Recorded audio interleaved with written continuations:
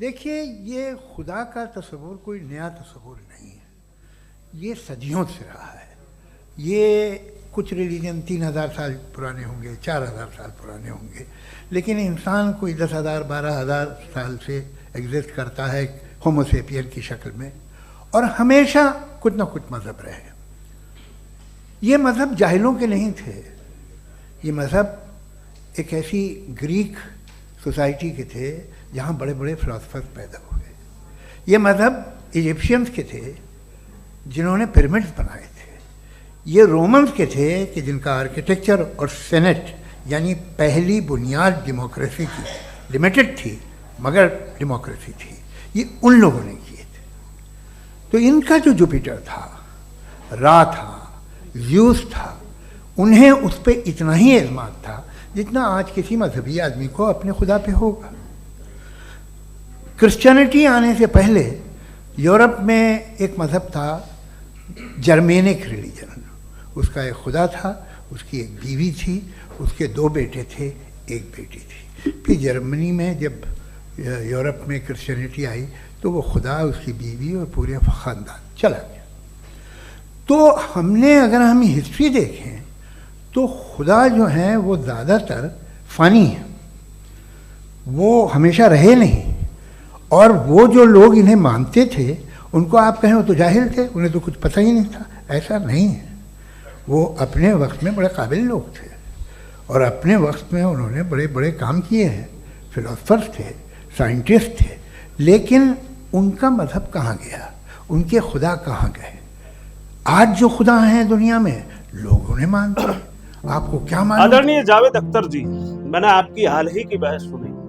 पूरी दुनिया आपको नास्तिक कहती है, शायद आप स्वयं भी यही समझते हैं, पर मेरी दृष्टि में आप नास्तिक नहीं, आप खोजी हैं और आपकी खोज अधूरी है। अगर आप नास्तिक होते सच में तो आपको मंच मंच जाकर ये बात का ढंढेरा पीटने की जरूरत ना होती। आपके मन में उठते हजारों प्रश्न, आपके तर्क, आपकी असहमति, यह सब नकार नहीं बल्कि साधक की बेचैनी। पर हर खोज की एक सीमा होती है और हर तर्क की भी। जिस बिंदु पर तर्क समाप्त होता है वहीं से अनुभूति प्रारंभ होती है। आप शायद ईश्वर को ईश्वर, अल्लाह, यीशु या ज्यूस के जैसे नामों से स्वीकार नहीं कर पाते हैं, क्योंकि इतिहास में हर युग ने ईश्वर को अपने अनुसार गढ़ा है। पर क्या परम सत्य किसी नाम, किसी रूप, किसी मूर्ति या किसी भाषा का मोहताज हो सकता है? अद्वैत वेदांत कहता है कि ईश्वर कोई व्यक्ति नहीं, कोई सत्ता नहीं, वह तत्व है, वह चेतना है, और वही चेतना जो आप में है, जो मुझ में है, वह भौतिक नहीं है। इसीलिए विज्ञान उसे प्रयोगशाला में नहीं पकड़ पाता। पर विज्ञान ने भी आज तक ये नहीं कहा है कि चेतना का अस्तित्व नहीं, वह बस इतना कहता है कि हम उसे अभी समझ नहीं पाए हैं। जब खोज शिखर पर पहुंचती है तो इतिहास, विधि विधान, पूजा पाठ, मूर्ति, ये सब साधन पीछे छूट जाते हैं। फिर व्यक्ति ईश्वर को मानता नहीं, पहचानता है। आप धर्म को नकारते हैं, पर शायद आपने धर्म को केवल पूजा पद्धति समझ लिया है। धर्म केवल आस्था नहीं, वह सभ्यता है, वह नैतिक संरचना है, वह सामाजिक अनुशासन है, वह अदृश्य सीमा है जहां पर कानून समाप्त हो जाता है और मानव विवेक आरंभ होता है। आप धार्मिक नहीं हैं, पर आप नैतिक है, प्रामाणिक है, संवेदनशील है।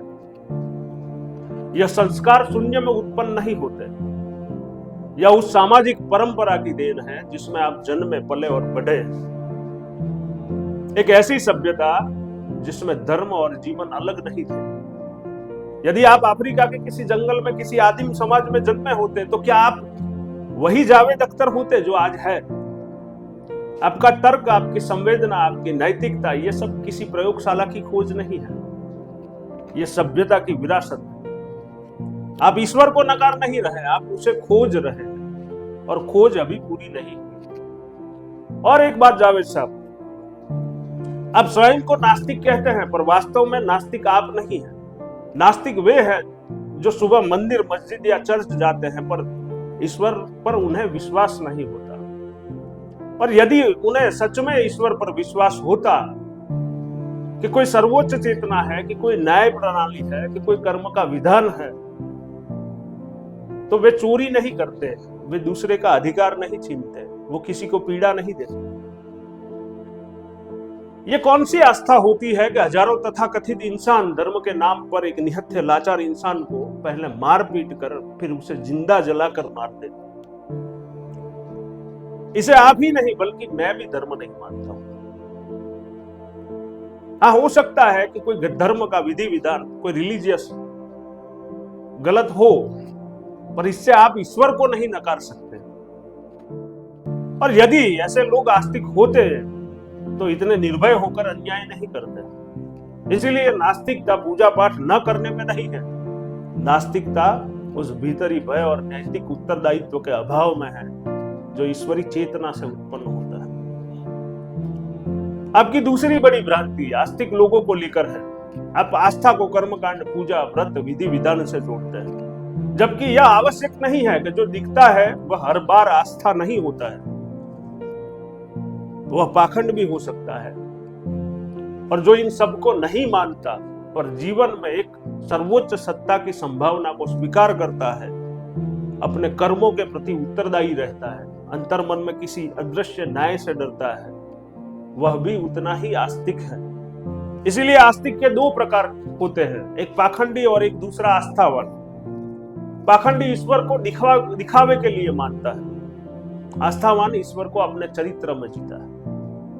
आप मंदिर नहीं जाते हैं, मस्जिद नहीं जाते हैं, पर आप अन्याय से डरते हैं। आप मंत्र नहीं पढ़ते या नमाज नहीं पढ़ते होंगे शायद, पर आप झूठ से बचते हैं। आप मूर्ति नहीं पूजते हैं, पर आप मनुष्यता की पूजा करते हैं। इसीलिए प्रश्न यह नहीं है कि आप आस्तिक है या नास्तिक है, प्रश्न यह है कि आप किस स्तर की चेतना पर खड़े हैं। और जिस चेतना पर आप खड़े हैं वह नास्तिक की नहीं हो सकती, एक खोजी आत्मा की चेतना है। जय श्री राम।